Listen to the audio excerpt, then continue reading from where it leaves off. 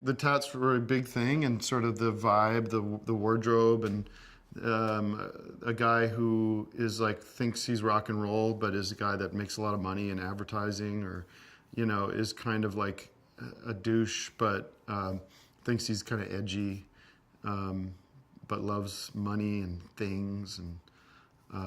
so that was pretty much what we. And also a guy that's like always on, always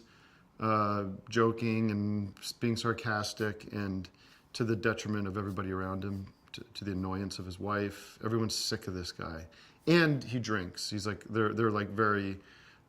I would call them alcoholics, and they're just sort of casual drinking and sort of always finding an excuse to drink throughout the day. Not that that becomes a plot point or anything, or it doesn't become a deep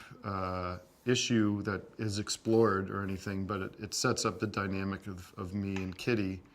where we're kind of, there's a lot of stuff underneath for these two people.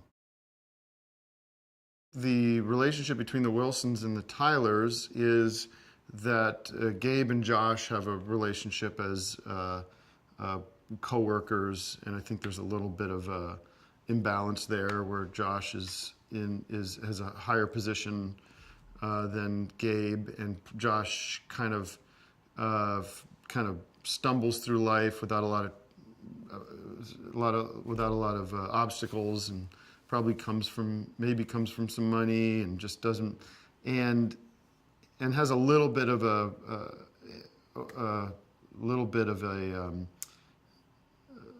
looks down on Gabe a little bit, uses him as kind of a punching bag a little bit. And I think maybe Gabe aspires to have the life that the Tylers have a little bit, with their bigger house and bigger boat and all that kind of stuff. It's gonna like sit with you for a long time and think about, and I guess make you think about who we are as a country and what kind of people we are. And it's got some dark tones and dark themes to it, that, we're living in dark times. So I think the art